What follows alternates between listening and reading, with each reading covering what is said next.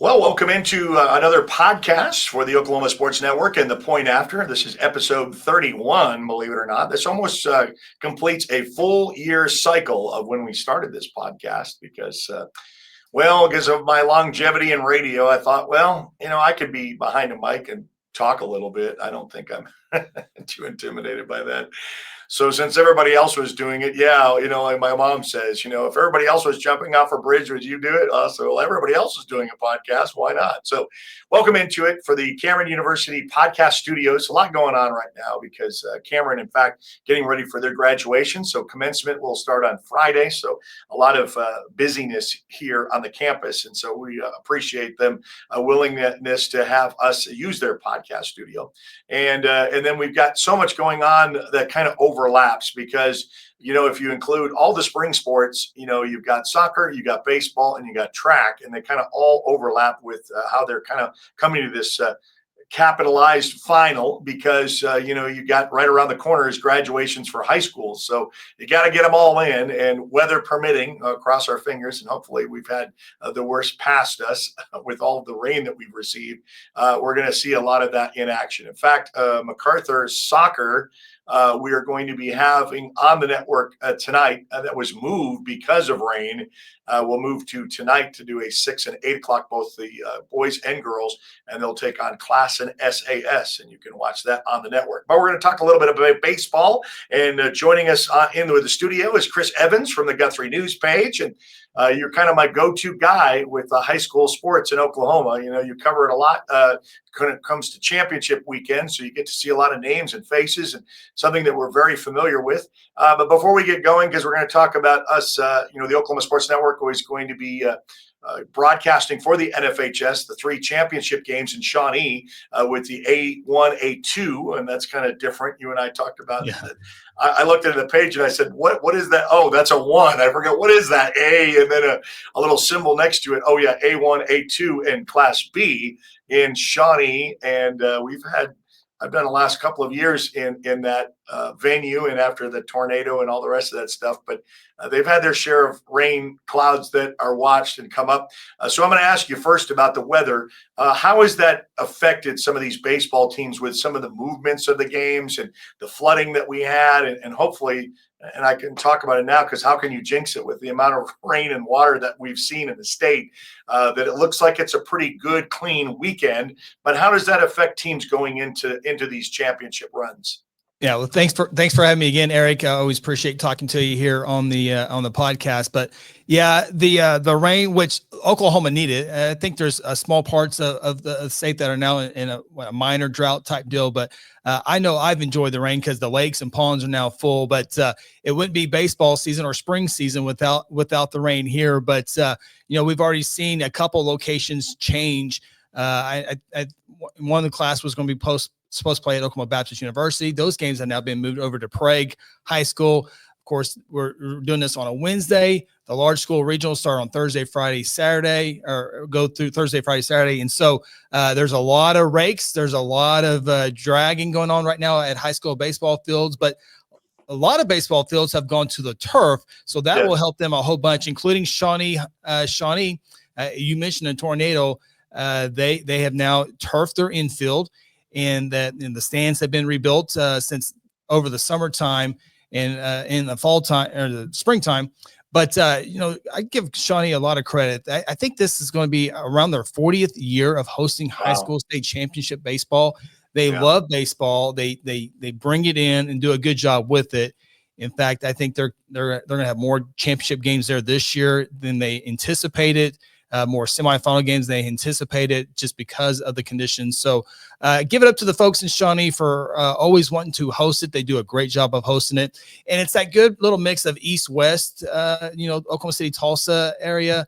And I think schools enjoy going to Shawnee as well. But finally, the sun here in Guthrie anyway has come out. Yeah. And so hopefully the weatherman said Tuesday and Wednesday were our rain days. So now hopefully those are behind us and we got nice cool temperatures to play some big time baseball in. Yeah, I'm looking forward to that. And I know that we talked about this rain, and yeah, much needed because we know how hot and dry our summers here. And wherever Coming. we can get a heads up with the ponds and the lakes to get a head start on all that, that really helps when it comes to July and August. So, yeah, It I'm, does. I'm looking forward to this, the close out of another school year. I mean, it seems like just yesterday we were talking about football Yeah. and kind of coming to a conclusion. And the next thing was basketball, and that was fast and furious. And then now we're ending out all our spring sports. But one of the things about the artificial turfs, and I got to speak on the level of the Lawton where we're based out of. Uh, Perfect all example. three of those schools had those in place for the last couple of years, and then Elgin finally got theirs this year. And last year they didn't, and they had to go use, I think, an Eisenhower a field last year when it caught because they were on that natural environment, and if it rained, you were kind of stuck for a while. But I was talking to the principal there at Elgin the other day when they were playing. They had some great matchups. They had Elgin and MacArthur, and they had Elgin and Duncan. Yeah. And he said, "Boy, when it rains." About 20 minutes after, we're good. This feels good. And I said, Crazy. isn't that a nice thing to have when it's baseball? Before it's like, oh my, we got puddles on third place, and it's gonna take a while to dry out. But now the way that they have the drainage for it, I know whether you're a fan of playing on it or not, it really has helped in especially this time of the year for Oklahoma. Well, Duncan baseball hosting regionals once again this year. They have all, natural grass and dirt. And so I know they're working on it. And I think they'll have their field ready by for their Thursday regional. But I think they had some conversations with some of the Lawton schools. Hey, just in case we can't get our field ready, or can we come over and play your region? Much like, as you said, Elgin had to use Lawton Eisenhower's facility for that. So also going on right now is slow pitch softball. It was supposed to be Monday, Tuesday. Now it looks like it's going to be Thursday, Monday at Fire Lake, ball fields at Fire Lake, and they have all turf as well. But still, you can't play in the rain. But those games are now be able to play on an all turf field. So I think that's the part. Now, growing up, and still to this day, I love the natural grass and the dirt and the smell of the grass. I get it, but I also understand coaches, even if they have a turf infield, that allows them to bail water out in the outfield and be able to play that day. So it's hard, with full schedules in baseball. When you have a rain out, you have to, not only find an open day for both teams, but now you got to look at your pitching staff. Obviously, your district games are the most important, so you have to alternate your pitching rotation a little bit. So I think the turf has really helped out a bunch of schools. It's not cheap, and that's why a lot of schools, I think, go with the infield and then maybe someday with the outfield as well. But it's been a good. I like both ways. It's guaranteed to get the game in, but I still like the smell of the grass. Yeah, and traditionalists. We were talking about. I was earlier a big baseball fan. Traditionalist. That means old, right? Does that mean Yes, old? it does. Okay. Well, it's a nice way I of thought putting that it. was the case. Yeah. But the thing is, I remember, I'm a big Tigers fan. I'm from the Detroit area originally, and so that carries over. Except for the Thunder, I kind of let the Pistons slide off, and because I've been locals for so long. Hey, they made the playoffs Go this year. Thunder, Look that's at right. them. Yeah, And won a game. And won a playoff game. Won a playoff game. Yeah. Now you're almost talking about my Lions, making it in and then winning one. That's always a big thing. But I remember in 1987, I was going to broadcasting school in Minneapolis, and that was the Twins, the year that they won the World Series in 1987. But I remember going to the game because the Tigers were going to play Minnesota, and I went and they played in the Metrodome at the time. They've since changed their venues, but they were playing where the football stadium was. And when I was going in there for a baseball game, I was like you. It didn't feel like baseball to me. Yes, you're playing it indoors. It's got a dome on it, but it's not outside. Like if you're in Arlington, I know they got that retractable roof now, so you can have best of both worlds. But at least you get the smell of the sights and sounds and the sunshine. And I'm a sucker for a hot dog in the stands and let's watch some baseball. So I think that's good. But then when you do it like in an indoor facility, it kind of changes a little bit. So I get what you're saying about the smell of the grass and the dirt and the stuff that you get where those of us that were traditionalists grew up with that. I'm the guy who gets to the games early, whether it's at Bricktown Ballpark or Arlington or wherever, Dell High School. I'm the guy who shows up early so I can watch the grounds crew. In fact, I was in Dell last week. They're going to be a strong out for somebody when they get to their state tournament, but I walk their field. I look, check out the mowing patterns. I check the chalk lines to see how straight we are. I look at the field, the chat, what kind of chat we have on top of there. You really are into and I go through it, and the Dell assistant coach saw me walk in the facility and said, it doesn't look like a coach. It looks right now. You didn't edge against the outfield wall, but other than that, this place is fantastic. You have stripes on either direction that you look at. And boy, we always pass Dell High School. And I've been there the last couple of years for some baseball, but you always pass it going to Shawnee or Carl Eber or wherever you're going. And you just see this field in the middle of nowhere, cornfield. Yeah. But I tell you, that field is spectacular. It looks so, it's all natural. The mound is immaculate. And we talk Dale all the time with basketball and baseball, but boy, their facilities so nice. So I'm that field geek guy. Yeah, the geek out on the field. I mean, usually you say, well, you just geek out on baseball or the sport itself. So, all right, so let's get talking about some of the matchups. We'll start off with just briefly some of the same names that we're kind of familiar with, and you're familiar with it. They got a spring ball season and a fall season for these smaller schools, and we really get to see them, I guess, a couple of times a year. So, we've got A1, which is different, A1, A2, and Class B for the state finals this Saturday at Shawnee. And who does it look like, who you got as far as favorite going into these? Well, when you take a look at Class A1, Wright City is where you got to start with the Lumberjacks. And we had them at the Bricktown Ballpark. I'm starting to be the old guy. I can't remember if it was spring or fall, but I think it was. But anyway, Wright City plays really, really good baseball. I think they're going to be the top seed. I think they'll probably be the favorite for A1 going into the tournament.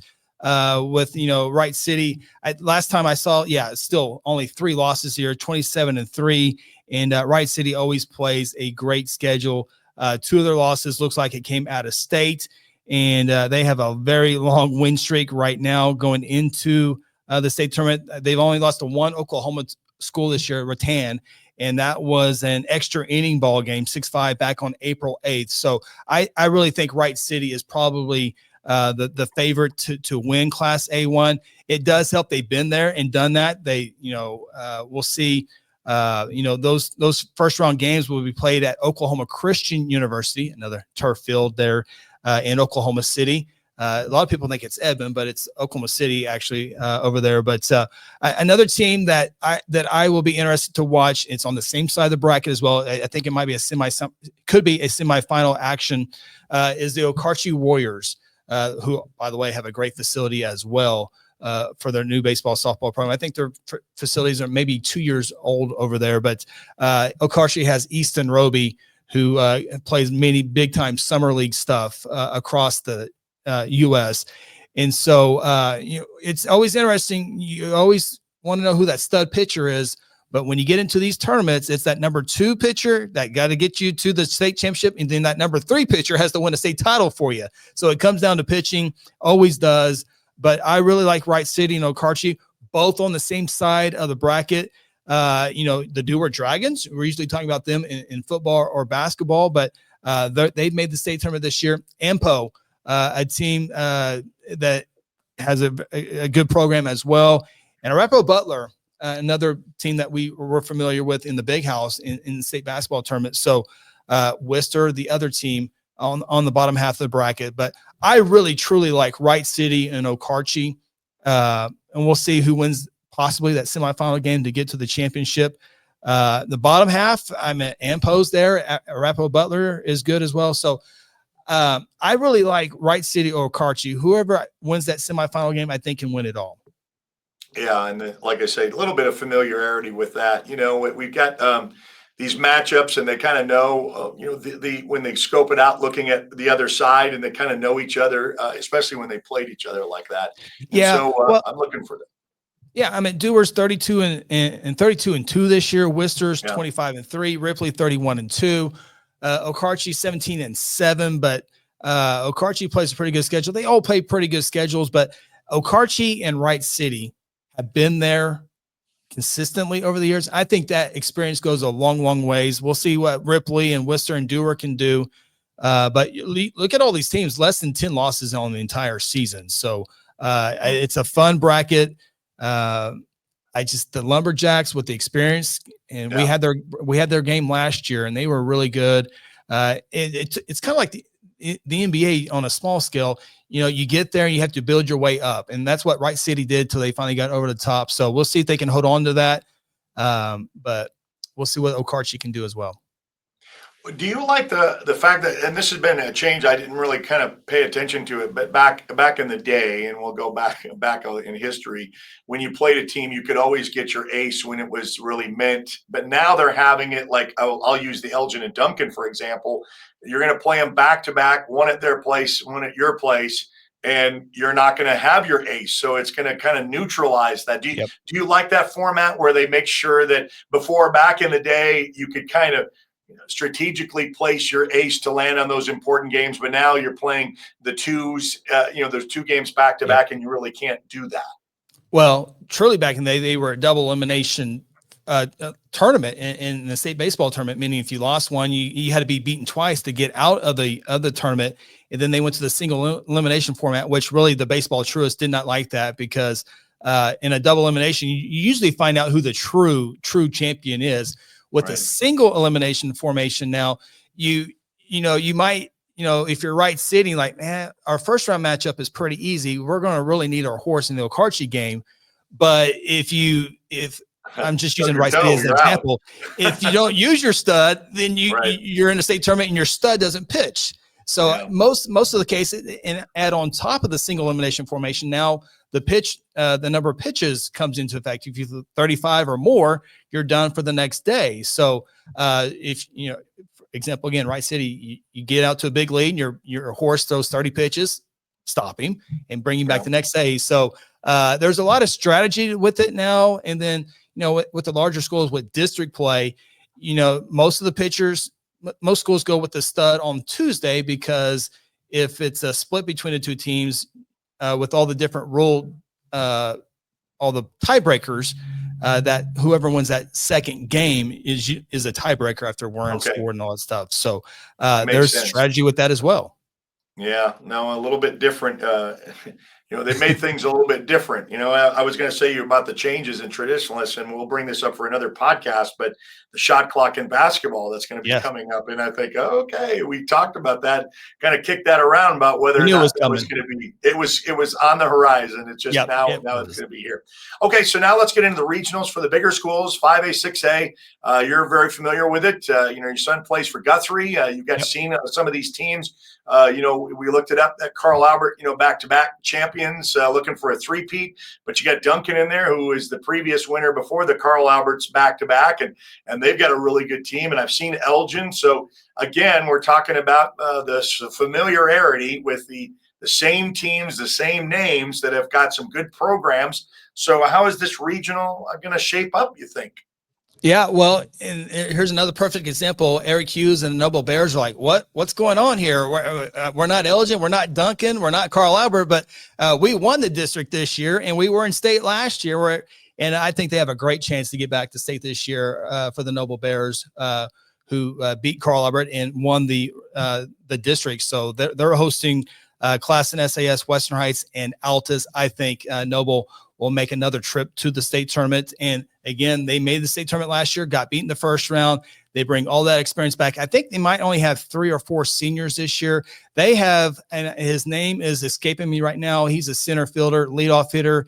He is big time. I don't know if he's a Division I kid, but it does not matter. He's a big time high school baseball player, and he is so fun to watch there. Mentioned Carl Albert, the 2-time defending state champions. They're hosting regionals. They have Southeast Guyman and MacArthur. MacArthur will give the Titans the toughest chance there. Carl Albert, not the normal Carl Albert team we've seen over the last decade or so. Still a good team, and they got 2 really good pitchers. They got the Murphy kid that can throw well, and I think the other kid's name is Avery. And so they will have to have a big regional to get back to the state tournament. It would be, I think it would be a little bit of a surprise if Carl Albert was not back in the state tournament. But I really think, Noble showed that Carl Albert is beatable, and that goes alongside mentally when you play Carl Albert. So you have to get past the logo, whether it's basketball, football, or baseball. Get past the logo and take care of business on the field. And Noble's done that. Not that know Will Carl will see unless it's a championship game. But the Elgin Owls, talking about championship pedigree, a lot of those football players are on the baseball field, including Retza Meyer and Tress Laura, who played every big snap in football. And they've been building. So getting to the state tournament has not been an issue for them over the last couple of years.